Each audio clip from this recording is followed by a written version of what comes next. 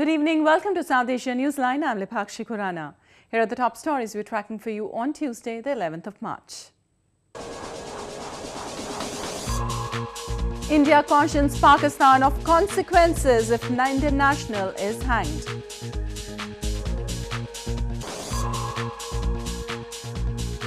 Nepal cabinet approves new constitution amendment proposal.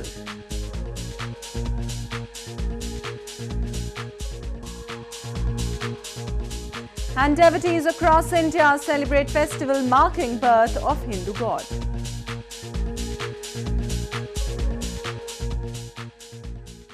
And now for all the details.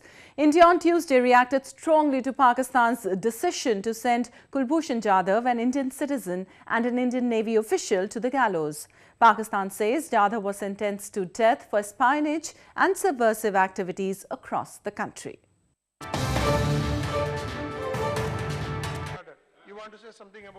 India's Foreign Minister Sushma Swaraj on Tuesday reacted strongly to Pakistan a day after it sentenced death to Indian national Kulbhushan Jadhav. Swaraj, while addressing the upper house of the parliament, said that India will regard the move as a premeditated murder if Pakistan carries out the death sentence awarded to Jadhav. She warned that such a move will not come without repercussions. He is the victim of a plan that seeks to cast aspersions on India to deflect international attention from Pakistan's well-known record of sponsoring and supporting terrorism. Under these circumstances, we have no choice but to regard this sentence, if carried out, as an act of premeditated murder. Swaraj said that Jadhav was doing business in Iran and was kidnapped and taken to Pakistan, and the exact circumstances are unclear, which can only be ascertained if consular access is given. Let me state clearly that the government and people of India would view very seriously the possibility that an innocent Indian citizen is facing death sentence in Pakistan without due process and in violation of basic norms of law, justice and international relations. I would caution the Pakistan government to consider the consequences for our bilateral relationship if they proceed on this matter. Meanwhile, the lower house of the Indian Parliament also stood united in condemning the move. Parliamentarians have demanded stern action by the government on the issue. Meanwhile, Pakistan's crimes against humanity in southwestern Balochistan province have only escalated.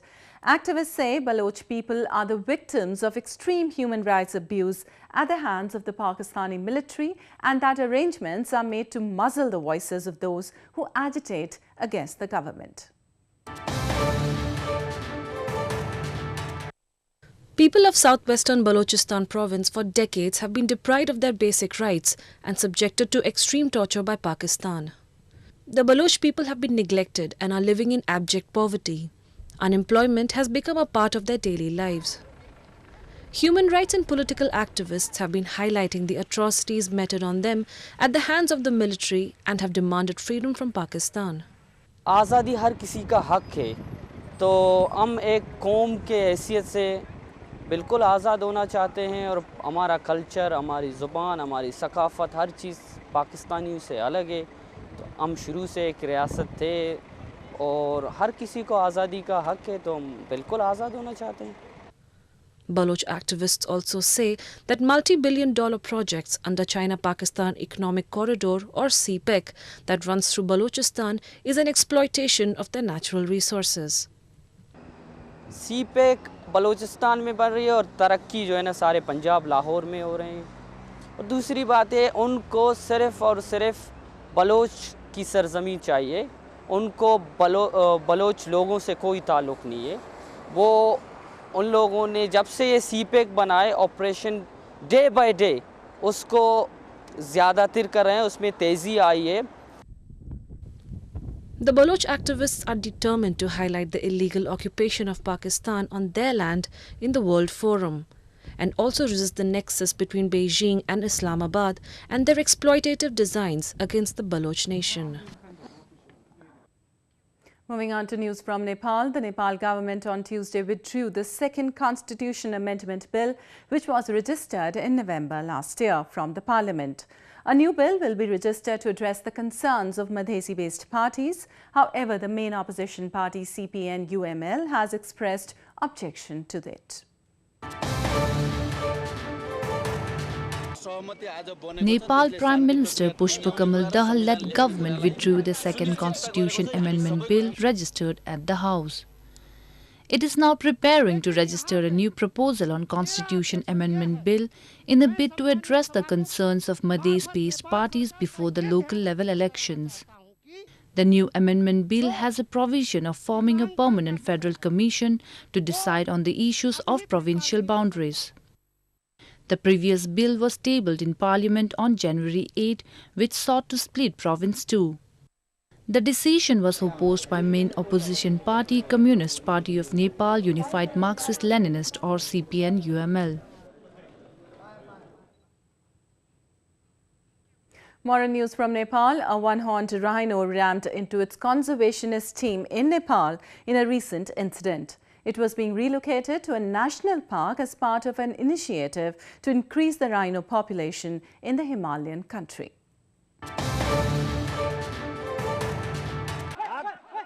A video shared by the Worldwide Fund for Nature or the WWF Nepal shows the 12-year-old male rhino butting the truck that was being used to transport him and charging the conservationists. Travelling for almost 370 miles in a truck, the frightened rhino showed its aggression upon being released for relocation in the midst of Shukla Phanta National Park. The rhino first attacked the vehicle that brought it to its new habitat. It then made a dash for the forestry workers on elephants, moving them out of its way before slipping into the forest. According to the Deputy Director for Communications and Outreach at WWF Nepal, 10 rhinos have completed the relocation program so far. The translocations are an important step to create a second viable population of rhinos in Nepal's western complex of TAL. In news from Afghanistan, skiers from across Afghanistan came together recently to participate in a two-day skiing contest in Panjshir province of the country. The first ever skiing competition was held in Afghanistan to attract tourists to the Abdullah Khil Valley in Panjshir province and promote skiing in the country. Panjshir locals have enjoyed the snow for many years and were seen excited about the contest. However, no female skiers took part. Participants from Kabul, Panjshir and Bamyan provinces came to take part in the event. بازی‌های سنتی خود مردم پنجشیر فرهنگ اسکی راندگی ما رایج بسازیم. At the end of the competition, skis and other equipment were handed out to the youth of Afghanistan Ski Federation and the Bamyan ski team. Afghanistan Ski Federation members hoped some of the skiers who took part in the event would soon be ready to participate in international contests. Bamyan was the only province in the country which hosts annual skiing competitions where both males and females participate.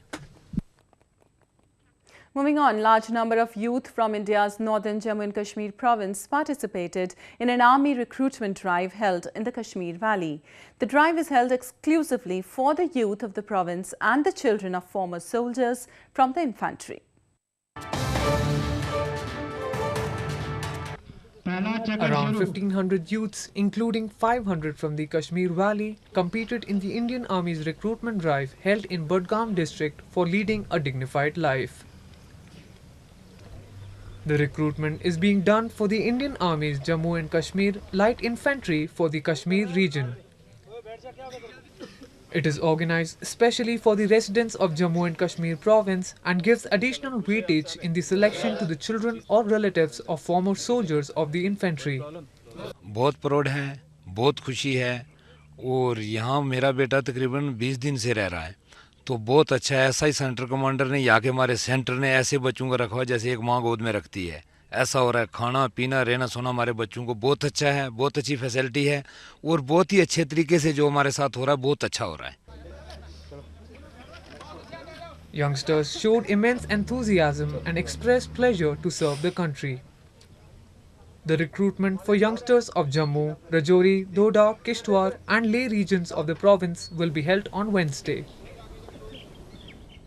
Thousands of devout Hindus in northern India thronged temples to mark the birth anniversary of Lord Hanuman on Tuesday. The festival is marked by recitation of hymns and offering flowers and sweets at the temples.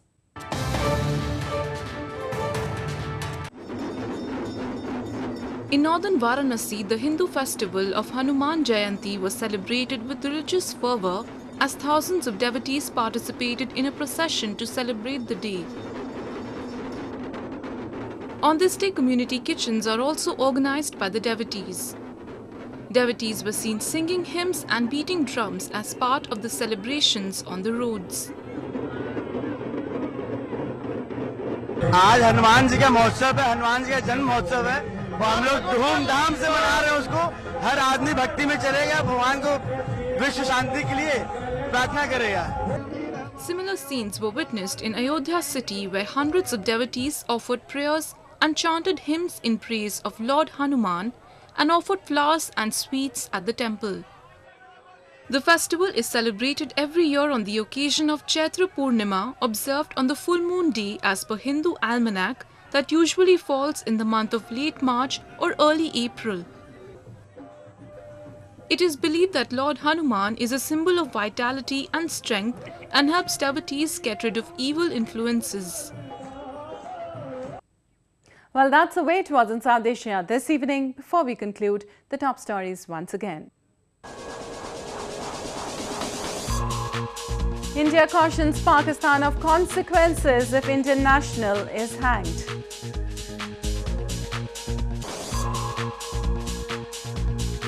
Nepal cabinet approves new constitution amendment proposal.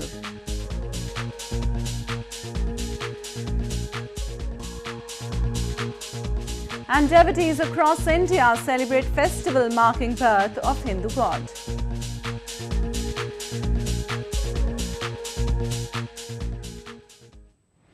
Now our viewers can watch the show on SouthAsiaNewsline.com.